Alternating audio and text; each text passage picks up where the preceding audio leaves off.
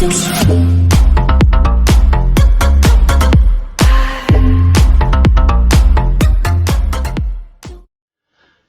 a predator, and she has spiky things.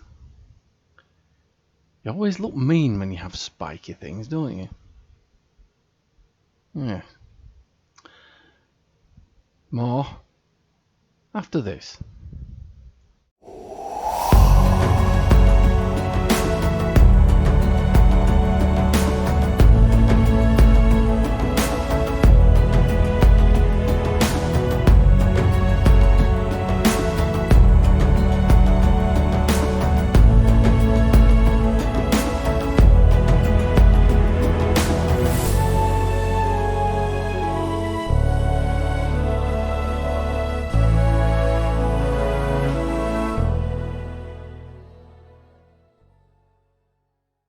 And greetings everybody, and welcome to another JeSter Reviews, where today we will be reviewing the legendary Scimitar Intel Dreadnought Warbird T6-X.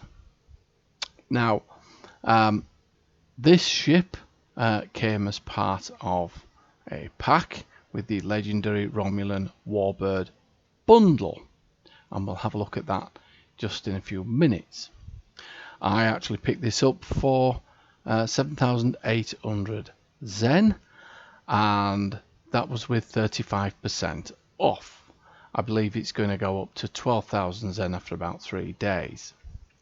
And I have to say, given this bundle, I think it was great value for money. Now, a lot of people will probably disagree with me, but, you know, that's exactly what I feel. I feel it was good value for money. I got 2 ships, and I actually got a T6 ship from the Sea Store as well, because that came with the bundle, and lots of other little knickknacks which I thought, well, you know, quite cool. I did have some of the things that it was giving with this bundle, but to be honest with you, 3 ships, 7,800 Zen, no brainer. So anyhow, I'll tell you what, we'll have a quick look at the bundle, shall we? So you can see what you're actually getting. So here we are. The items included with this pack is the T6 Legendary Scimitar Intel Dreadnought Warbird, the T6 Legendary Dreadnought Miracle Worker Warbird Battlecruiser, 1 T6 ship coupon, 2 experimental ship upgrade tokens, 2 ship slots, 3 Infinity promo Romulan Survivor Duty Officer packs, the original Star Trek era Romulan uniforms, and the Next Generation era Romulan uniforms, Riemann uniform and Riemann species. Now the ship also comes with a few consoles, cloaked barrage, secondary shields, singularity distributor unit, adaptive emergency systems, dampening wave emitter, flagship tactical computer, and we'll go into them in just a little while. And the Scimitar also comes with a hangar bay, and that's equipped with Romulan drone ships, and you can upgrade them at your dilithium store or your fleet base, which I do plan to do at some point in time. Has a hull modifier of 1.4, shield modifier of 1.15, 4 weapons 5, and aft weapons 3, device slots 4, base turn rate 7.5, impulse modifier 0.15, inertia rate of 30, and a plus 15 weapons power and plus 5 engine power. There we go. I won't bore you with the rest of that because it's yes, that's moving on to the Dreadnought. So yes, that's for another day. I'll bring you that one later. Right, so let's have a quick look at how I've weaponized this, shall we? She does look menacing, doesn't she? Yeah, lots of spiky things on her. Always looks menacing when you have spiky things on you, doesn't it? Yeah, there you go. Right, anyway, Let's not get carried away with spiky things. Right, so we have 5 weapons to the front, 3 weapons to the rear. 4 of the front weapons are dual beam banks, 3 of which are spiral wave, dual disruptor dual beam banks, and with the disruptor wide angle dual heavy beam bank, which is from the Discovery tab, and that's part of a 2-piece set which I'm running with the Locus Custom Fire Controls. I am looking to get the torpedo to make that setup, the Dark Matter Quantum Torpedo Launcher. So I'm just working my way up to that on this character. Instead, at the front, I'm running the Enhanced Biomolecular Photon Torpedo Launcher, which gives me a plus 2% bonus all damage, and I quite like this torpedo. It doesn't half hit as well. In the rear, we have 2 Omnis. One's the Kinetic Cutting Beam, which is part of a 3-piece set, but I'm only running this one. An Omnidirectional Disruptor Beam Array, and the Terran Task Force Disruptor Beam Array, which is also giving me a 2% bonus all damage, and that is part of another 3-piece set, but yes, I'm only running this. The reason why I'm struggling with this is because this ship comes with quite a lot of consoles. 1, 2, 3, 4, 5. It comes with 6 consoles, and yeah, I'm not convinced that they are as good as some of the consoles that I've been running, but anyhow, doesn't matter. I'm going to go with them for now until I can find something better. Moving on to the deflector, I'm running the Elite Fleet Preservation Protomatter Deflector. The Impulse Engines is the prevailing Innovated Impulse Engine. The Singularity is the Elite Fleet Thoron Infused Singularity Core with AMP. The shields, Tilly's Review pending modified shield from the Discovery tab. Moving on quickly to the consoles, we have the first of 3 consoles, the Universal Secondary Shields, the Universal Singularity Distributor Unit, and the Universal Cloaked Barrage. The 3-piece set, and this is the one that concerns me the most, because this gives you the Thalron Pulse, which sounds really cool, doesn't it? And after charging for 12 seconds, it deals 180,555.8 radiation damage to foes in front of your ship. Affected foes suffer an additional 433,334.38 radiation damage over 12 seconds. That sounds really cool, doesn't it? Unfortunately, the time it takes for this to charge, your foes have gone. It's quite difficult to catch them in that group. Believe you me, I have tried. So apart from that, it sounds cool, but good luck trying to use it. If you try and use that in PvP, yeah, that won't be happy days, I'm afraid. But anyhow, give it a try, see what you think. I mean, yeah, it's cool. That's what the ship's designed to do, and it's a very cool effect. I really do like it. But yeah, jury's still out on that one. Moving on, Tachyokinetic Converter, Engineering Trellium Deplating, which is a really good piece of kit, and it's free. What do we have here? We have the Universal Dampening Wave Emitter.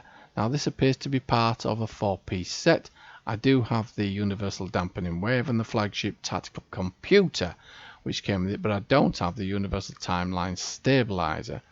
Now I believe that's part of a Krenim ship, which I'm going to look into. But let's have a look, see what the 3-piece set gives us. When receiving damage while a shield facing is depleted, 10% chance to apply deadly response stacks up to 3 times, plus 10% bonus all damage for 10 seconds, plus 2,500 temporary hit points for 10 seconds. Moving on to the Universal Dynamic Power Redistributor module. Yeah, we've spoken about these 3. I've also got the Ultimate Modified Swarm Processor on with this build. and the bioneural infusion circuits, and that's for the 26.2 critical severity. Now I haven't yet upgraded the hangar Romulan drone ships. I am toying with that idea. I just haven't got round to it, to be honest with you, but I will be doing. Masteries, tier 1, +5 accuracy rating. Tier 2, reduces cooldown time on singularity power use by 15%, increases your singularity charge rate by 30%. Tier 3, plus 10% kinetic damage and energy damage. Tier 4, increase critical chance 2.5% critical chance. Tier 5, and the trait unlocks multiple traits. Supercharged weapons, which gives energy weapon performance enhanced by torpedoes. Firing a torpedo grants 1 stack of supercharged buff. Supercharged stacks up to 3 times. Directed energy weapons gain a plus 10% damage for 20 seconds, plus 1.5% critical chance for 20 seconds, and a plus 6.6% critical severity for 20 seconds. The next trait, Checkmate, exotic damage and projectile damage enhanced by control bridge officer abilities. When activating a control bridge officer ability, we get plus 30% exotic damage for 15 seconds. Oops, daisies, where's that gone? There we go. And we get a plus 30% projectile weapon damage for 15 seconds. And finally, I keep doing that, don't I? Adaptive hull plating, maximum hit points to self when using hull heal or command buff ability. When activating a hull heal or command bridge officer ability, plus 5% maximum hull hit points, stacks up to 3 times. And finally, she's a predator. And this, I haven't yet unlocked this, but I'm working my way up to it. Attack patterns grant ambush, hull heal, recharge, cloak. When activating attack pattern bridge officer abilities, once per 30 seconds, plus 22,605.6 hit points. Wow. Plus 25% bonus all damage for 5 seconds. Reduces cooldown of cloak by 50% over 5 seconds. Yeah, it's quite a lot to take in there, isn't there? But yeah, quite like the sound of that. I'll have to see how that works though. Anyway, stations. Very quickly, we have a Lieutenant Commander Universal Station, which I've made science. We have a Lieutenant Universal Station, which I've made tactical. We have an Ensign Universal Station, which I've made into a science. And we have a Commander Tactical Stroke Intelligence Station. And then we have a Lieutenant Commander Engineering Stroke Command Station. Still messing about with this, so not sure yet which is the best way to use these Universal Stations just yet. But yeah, I'll keep you posted. Okay, going back to the stats. We have a hull of 113,000. The shields are in the 20,600 region. The resists are all within the late 40s, apart from the radiation resist, which is 32.3%. We have an accuracy rating of 67, critical chance of 49%, and a critical severity of 171.4%. Yes, I am debating whether I could push this up a little bit. Yes, this character's a little bit limited. I should have got some more vulnerability locators. I did think I had some, but would appear that I haven't picked any up. Anyhow, right.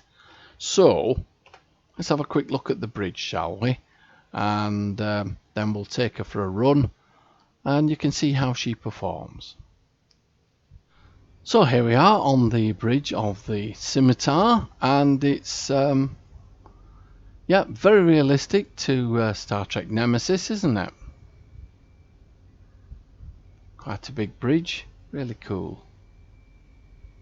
Yes, really do like this. Let's have a quick look round what we have here. We have the duty officers.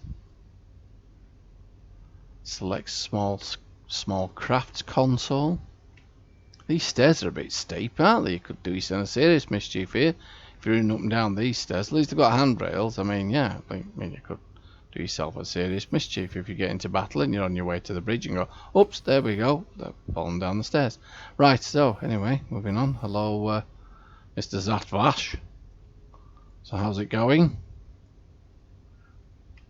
Not very talkative, you Zatvash, are you? Yes. You know, there's a wicked rumour going around that you guys invented the Borg. Do you know if that's true?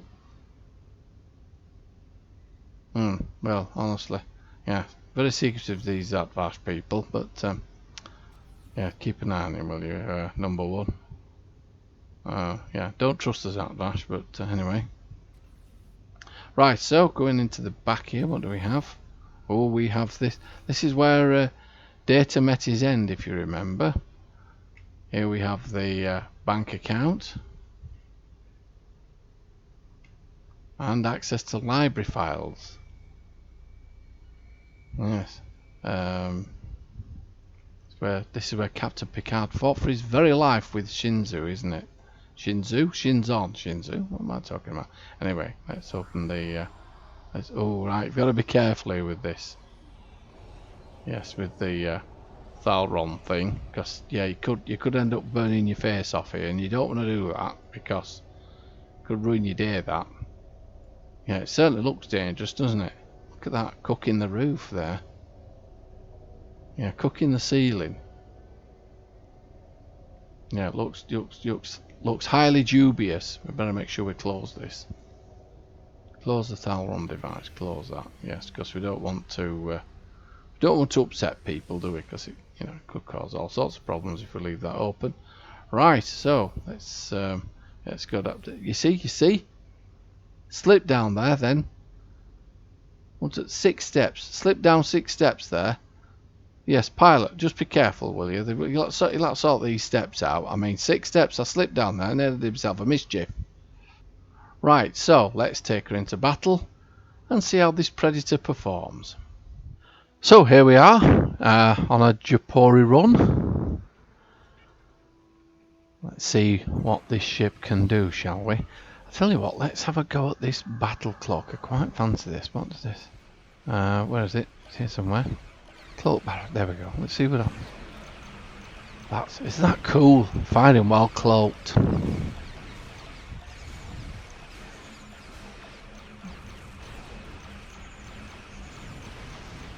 Oh, that is so cool.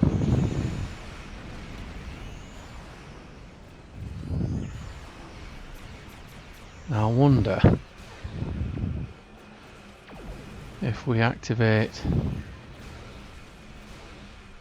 the Thalron pulse, will we be able to get enough of them all in? Let's have a go at that, shall we?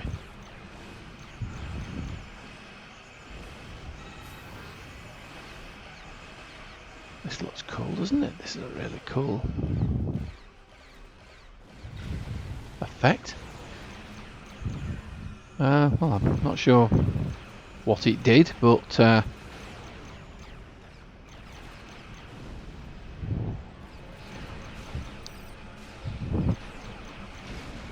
yeah, you are restricted really with the Thalron pulse, aren't you? Because they have to stand still while 12 seconds in you're getting ready to fire, and they're not very keen to stand still while you're shooting at them, are they? Right, so let's have a adaptive emergency systems. What does this do? Fleet weapon acceleration. Oh, that's quite cool. That's giving us some turn rate.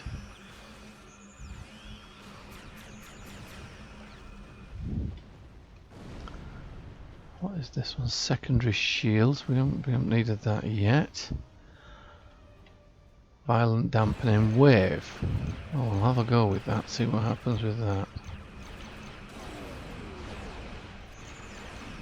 Yes. Did that a little bit early, didn't I? Should have waited while there was a group of them.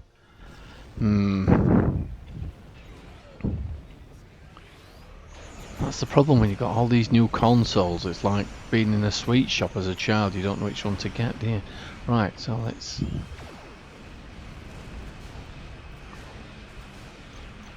Well, to be honest with you, I'm quite impressed with this ship. I think she's brilliant. I really like her. I mean, I wasn't really keen on my Kopesh, to be honest with you, but my word, that was quite a cool run. Wow, that was a really cool run. Really enjoyed that. Very impressed with the ship. I don't know if you've noticed these drones. They're actually imitating the Nausicaan fighters that we've just been up against, and I've noticed that in most of the sessions I've been doing with this ship. The drones change to the enemy that you're fighting. That's quite cool. To be honest, I've only just noticed that. But yeah, that's a really, really nice touch. Really like that. Well, I'll be honest with you, I've never been keen on the Kopesh. But this ship, yeah, really like this ship. I'm really going to enjoy using her. And yeah, I would highly recommend it. I think it's a really, really good buy. Right. Well, I hope you've enjoyed this review. And yeah, keep your eye out for my next lockbox review of my top 10 lockbox ships, which is coming up in the next few weeks. And right. I'll leave you to the rest of your day. So, don't forget, if you haven't already subscribed, please hit that subscribe button. And yeah, give us a like as well. That often makes my day, does that? But anyhow. Right, so until next time, this is JeSter signing off.